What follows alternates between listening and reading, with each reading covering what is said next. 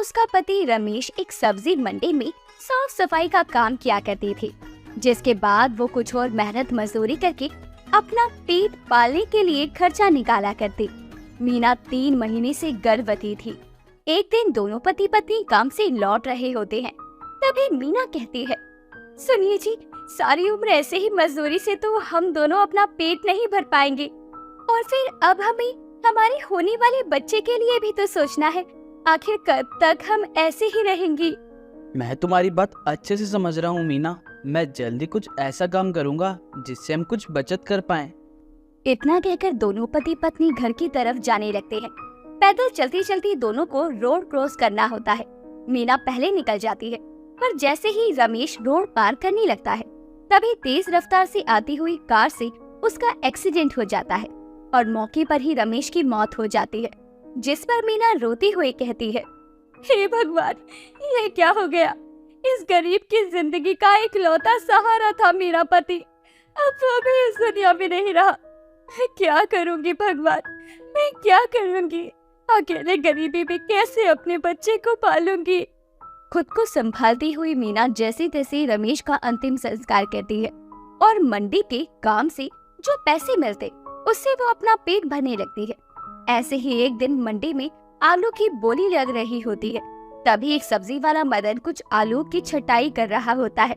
मीना उसके पास जाती है और कहती है, अरे मदन भैया, ये क्या कर रहे हो? कुछ नहीं मीना बहन, बस जो आलू काम के नहीं है उन्हीं को फेंक रहा हूँ कचरे में।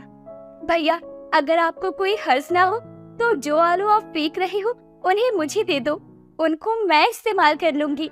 पर बहन, ये आधे सड़े गले आलू तुम्हारे किस काम के हैं? भैया, वो आपको अभी नहीं बता सकती, आप मुझे आलू दे दो ना। हाँ ठीक है, ले जाओ, वैसे ये हमारे किसी काम के तो है नहीं। मदन के कहने पर मीना सारे आलूओं को जमा करके एक पन्नी में भर लेती है और अपने साथ घर ले जाती है। जिसके बाद वो थोड़े खराब हुए आलू का बढ़िया हिस्सा निकाल लेती है और बाकी के सड़े आलू को घर के पास ही जमीन में बो देती है। और अगले दिन मीना उन्हीं आलू से स्वादिष्ट आलू की सब्जी बनाकर मंडी ले जाती है और मीना मदन को सब्जी देते हुए कहती है, ये लो मदन भैया, अरे रोज रोज दाल चावल खाकर तुम भी बोर हो गए होगे, आज कुछ नया खा लो, तुमको खूब पसंद आएगा। अरे बहन, गरीब के नसीब में तो दाल चावल और सूखी रोटी ही है, इससे भी क्या नाराज होना और खुश होना। वैसे तुम क्या लेकर आई हो? भैया, कल जो मैं आलू ले गई थी उसे मैंने आलू की सब्जी और पूरी बनाने में इस्तेमाल कर लिया, खाकर देखो। अरे पर वो आलू तो खराब हो गए थे बहन। नहीं भैया, सब खराब नहीं थे, मैंने मेहनत से सब अच्छे हिस्सों को निकाल लिया और आलू की सब्जी बना ली, आप खाकर तो देखो। मीना की बात सुनकर मदन मीना के हाथ से बनी हुई आलू की सब्जी खाता है। मदन को मीना के हाथ की बनी आलू की सब्जी बहुत पसंद आती है। ऐसे ही वक्त गुजरता है। मीना को अब 7वां महीना लग चुका था, जिस वजह से वो मजदूरी नहीं कर पा रही थी। ऐसे ही एक दिन मीना घर में खाने के लिए कुछ तलाश रही होती है, पर राशन के डब्बे पूरी तरह से खाली थे। ये देखकर मीना अपने पेट पर हाथ रखते हुए बोलती है, हे भगवान, अब मैं क्या करूं? मैं तो एक पल को भूखी भी रह लूंगी, पर अपनी पेट में पल रहे इस मासूम बच्चे को भूखा कैसे रखूं? इस हालत में अब कोई भी मुझे काम नहीं दे रहा, मांग मांग कर भी कब तक गुजारा कर लूंगी? कल को जब मेरा बच्चा इस दुनिया में आएगा तब उसका पेट कैसे भर पाऊंगी? भगवान, तूने मेरे पति का साया तो पहले ही मेरे सर से ले लिया, कोई ऐसा रास्ता दिखा जिससे मैं अपना और अपने होने वाले बच्चे का पेट पाल सकूं। अरे हाँ, याद आया, मैंने तो जमीन पर आलू उगाए थे, अब तक तो वो पूरी तरह से पक गए होंगे। फिर वो उन आलूओं को निकालती है और अपनी पड़ोसन विमला से थोड़ा सा आटा उधार लेकर आती है। उसके बाद वो आलूओं को उबाल कर काट कर आलू की स्वादिष्ट चटपटी सब्जी बना लेती है और उसकी खुशबू से उसकी पड़ोसन विमला मीना के घर आती है और उससे बोलती है, अरे क्या बात है, बड़ी अच्छी खुशबू आ रही है, क्या बना रही हो मीना?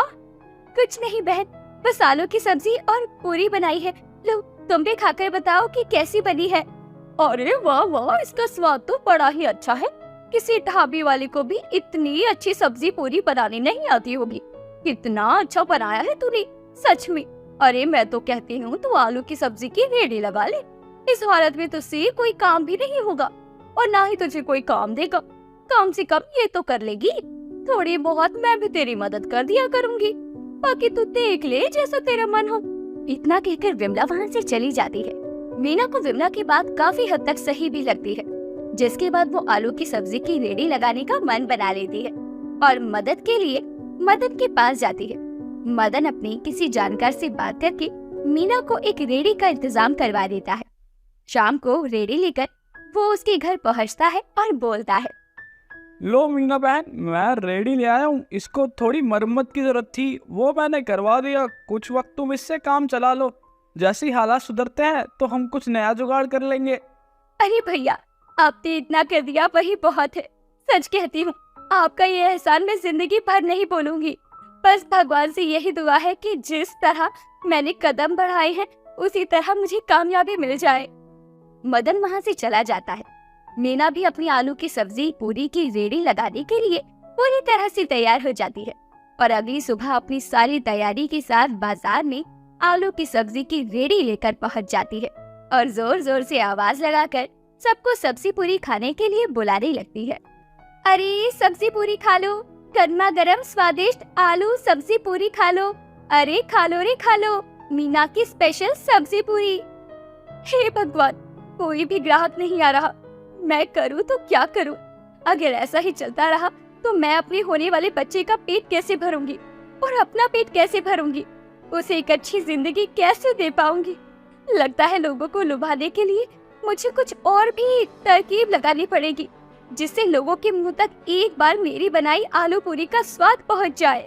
इतना सोचकर मीना जोर जोर से सभी को चिल्लाकर फ्री में सब्जी पूरी ट्राई करने का ऑफर देती है। फ्री का नाम सुनकर बहुत सारे लोग मीना के पास आ जाते हैं। लोगों को उसकी आलू की सब्जी का स्वाद बहुत अच्छा लगता है, जिसके बाद अगले दिन से मीना जैसे ही रेडी लेकर आती है, लोग उसकी सब्जी पूरी खाने के लिए पहले से इंतजार में बैठे होते हैं। मीना बारी बारी करके अपने सभी ग्राहकों को सब्जी पूरी देती है। अब मीना के पास कुछ पैसे आ गए थे, जिसको वो भगवान के मंदिर में रखती है और बोलती है, हे भगवान, तेरी कृपा से और कुछ अच्छे लोगों की मदद से आज मैंने इतने सारे पैसे कमाए हैं। भगवान, आपने मेरी मदद की, उसके लिए बहुत बहुत शुक्रिया। अब आप देखना कि कैसे एक गरीब सब्जी पूरी वाली एक बड़ा नाम कमाती है और अपने बच्चे को भी एक अच्छी जिंदगी देती है।